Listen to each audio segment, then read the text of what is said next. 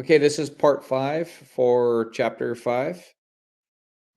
So backpack or web gear, you'll see that in the video. And again, I encourage you to watch the videos, but the web gear is going to have your fire shelter on there. It's going to have a spot for your radios and then some extra equipment that you'll need. And then fusees. I don't know about everybody carrying fusees on fires. That's debatable. So I'm just going to leave it at that, right? You'll have to figure out what your department wants to do. So remember, if you're going to work for a municipal fire department or like a city fire department, you're going to go out likely as a strike team, which would be 5 engine companies, and then a strike team leader. So your function will be a little bit different than what a hand crew person or somebody that works for the fire service will be. Let's see. The design is not to protect you from extreme heat. It's a single layer, so it doesn't have those 3 layers that the turnout gear does to absorb that heat to protect you. And then the synthetic underclothes, right? Synthetic t-shirts, synthetic underwear, those will melt with the heat, so you don't want that. That's not going to be good for your skin. And the NFPA 1500 standard will specify the minimum PPE for ground cover firefighting, which is brush firefighting or wildland firefighting. And you see what you need there. You need a helmet with eye protection and neck shroud, flame retardant shirt and pants or jumpsuit, protective footwear, gloves, and fire shelter. So it's likely that you're going to have to probably purchase your own protective footwear. Very expensive. People will go with the Whites. That's a company that makes the boots. Those are very popular. Several $100s for those, but they're also a good investment, especially if you're going to make many trips out into the wildland environment. All right. Wildland PP is not designed, certified, or intended for interior structure firefighting, right? Because it doesn't have those same layers that the structure gear has. I'm going to pause this here and load up the SCBA lecture. Okay, so now we're going to cover the SCBA components. And we're going to go through some of the SCBA. This did skip over in the book. You'll have like cleaning and inspection of your turnout gear or your PPE. So we skipped over that. I'm just adding kind of some of the components that I want to have for this chapter. So SCBA is another one that I want to go over. Again, you're going to have a supplemental assignment on SCBA. So SCBA, an open circuit SCBA versus a closed circuit. You see the face piece, they're very similar. You have the regulator. The one on the left, the open circuit, is what you're going to likely see. Okay, so you have the face piece with the nose cup. Then you have a regulator. That regulator locks in. That changes from high pressure to low pressure and gives you air when you inhale. Okay, so it's air only when you inhale, positive pressure, and then you exhale, and there's exhalation valves on your face piece. So again, you have pressure reducer, high pressure hose, and there's a 2-stage reducer on that that'll come into your face piece. Okay, so you look quite a bit different in the closed circuit and the open circuit operation, right? So you have a filtration system in the closed circuit versus no filtration system, because you exhale your air into the environment on an open circuit versus a closed circuit takes your air and recycles, and we don't do that anymore. I doubt you're going to find any of those in the fire service that are operational. A universal connection here, or a RIC connection. If you're down and you're running out of air, it allows another bottle to plug in. It's also called an EBSS or a buddy breathing system that you'll see. So this is your Scott pack. This is probably the most common pack that you're going to use. So you have your cylinder with the backpack. I'm sorry, your backpack, and then you have your cylinder. Your cylinder is a composite bottle. Most people are using 45-minute or 60-minute bottles now. Used to use 30-minute bottles. These bottles are now composite versus metal, so they're less heavy.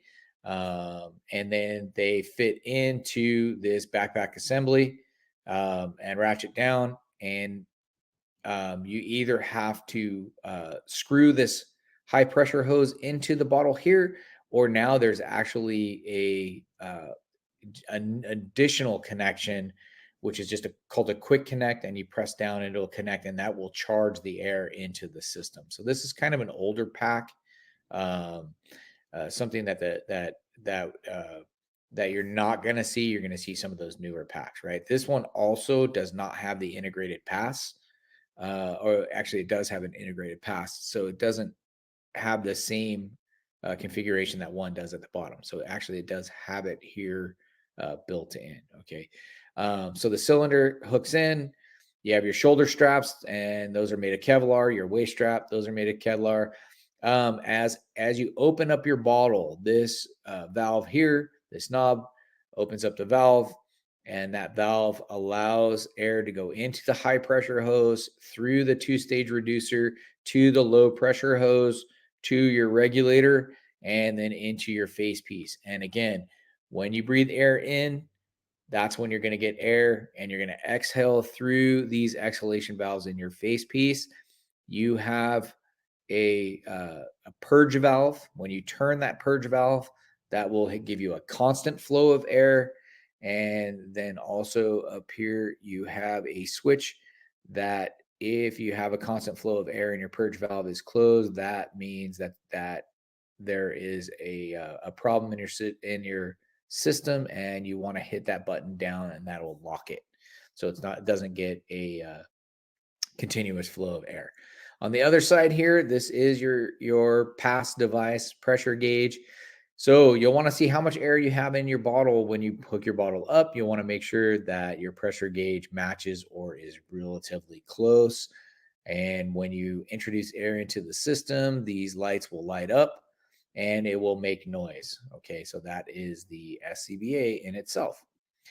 SCBA may also have a number of other components unique to that manufacturer's design. Okay, Scott pack is very common, but there are other packs out there, so you'll have to become accustomed to those as you go through the fire service if your department uses something different. You can look over this. This is a table of the different cylinders, 30-minute cylinders versus a 45 versus a 60-minute cylinder. The air cylinder assembly. Okay, so you have a threaded stem, and now also you have a quick connect, right? Which is just a valve that's non-threaded, and you'll push that down onto your SCBA. Okay, so you're likely to see that in the supplemental video. Here is your pressure gauge. It measures the PSI, and then your control knob or control valve and knob that you'll turn. All right, so you have to press that in and turn it. Cylinder contains breathing air. It's not oxygen, it's breathing air. So that is often confused. It's constructed of a steel, aluminum wrapped in fiberglass, or a Kevlar carbon composite. These, mostly what you're going to see now, are composite. And they weigh about 8 to 20 pounds. The composite ones are much lighter than the old steel ones that we used to have. The regulator assembly, there's different assemblies, but you're going to be most accustomed to the face piece, so we're going to kind of stick with that, and that's the face piece. Okay, so your bypass valve or purge valve, and it's going to depend on which model of SCBA that you have. Your face piece assembly, it's going to be the face piece frame and lens. Your nose cup on the inside, you're going to have a Kevlar head harness, so you want to make sure your straps are tight. Also, there's a strap on top of the head there. And then you have your regulator fitting, depending on the manufacturer. This looks like a Scott face piece. And then your voice amplifier or some kind of microphone in there, right? Like I said, you do have some improvements and with Bluetooth on as far as communication goes. As far as the face piece fit, qualitative or quantitative fit test is required. Every year we do a fit test for ours.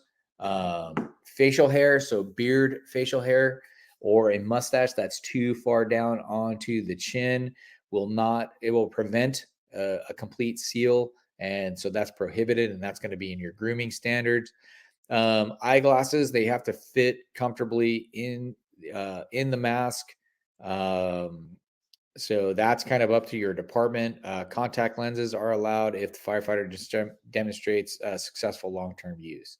So contact lenses or glasses, that's going to be up to your department on how those are used. You have a remote pressure gauge. Again, this is not a Scott Pack remote pressure gauge here. Um, so that's a different type of air pack than the Scott. This is that universal fitting. Now there's a male and a female fitting, is what they're called, on the EBSS. And I'll see if I can put an EBSS video in, or if the video that I have, the supplemental video, has that in there. Low pressure readings may not match the regulator gauge. So always assume that the lower of the two numbers is correct, right? You'll always want to assume that, because you don't want to run out of air. So you want to make sure that you have plenty of air to get to where you need to go. This is the EBSS system. This is an older EBSS system. The newer one is a little bit more advanced with the it's both are quick connect fittings, but the newer one is easier to manage, and that's called emergency escape breathing support system. And basically, if you're down, someone can come in. Once they find you, they can hook you up, and now you're going to be drawing off either an emergency bottle that they brought in, or you'll have the bottles pressurized to the point where now you're breathing off that other firefighter's bottle, and you're both together using the air that's left in your bottle as well as theirs. You have the HUD, or the heads up display. That is a little bit different now, but the colors will indicate how much air that you have. You have an integrated pass and then lighting systems. So now you're also seeing the integrated voice systems as well. Let's talk about some of the limitations of the SCBA. Lack of physical conditioning, agility, impaired balance, inadequate pulmonary capacity, weakened cardiovascular ability, psychological limitations, and unique facial features. So really the ones that you can control here are your psychological limitations, right? You can train to be more comfortable in the SCBA. You can train to trust your equipment. You're in dark, smoky environments, so you can't see. So you got to trust that that piece of equipment is working properly, and you'll know that equipment back and forth, so that you'll be able to trust it, and then get yourself in shape, right? So if you want to get yourself in shape, physical conditioning, those are the two things that you can really work on in order to improve or offset some of those limitations, right? So work with the doctor on that. And then fit testing, everybody has to go through that. So they're either going to fit or they're not. The SCBA limitations itself in the piece of equipment, visibility. Visibility is always a problem, but that's the environment that we work in. Okay? So you're going to have a decreased ability to communicate. Now with Bluetooth, it's going to get a little bit better, I can see. But at this point, right, we still have the mic, and then we have to use the external radio. Decreased endurance and mobility. So yeah, that is a big deal, right? So now you're adding 8 to 10 pounds in that bottle, plus another backpack, plus your equipment. So you're going to have some limitations there on how you're able to work using that piece of equipment. Overcoming the equipment. So you want to just make sure that you inspect your piece of equipment every single day that you come on. You want to make sure your air works. You want to make sure that your mask works, make sure that your bottle works, and then care and maintain that, and train. You want to, we always say train like your life depends on it, because it does. So donning and doffing, this is just quickly putting the SCBA on and putting it off. There's an overhead method. You're going to see a side mount method come into play, because there's going to be a time where SCBA bottles are no longer allowed in the apparatus. This is an overhead swing or a coat method, like you're putting on a coat. And this is when your bottle is in the actual jump seat itself. All right. So there's a couple of the common methods. Inspecting your piece of equipment.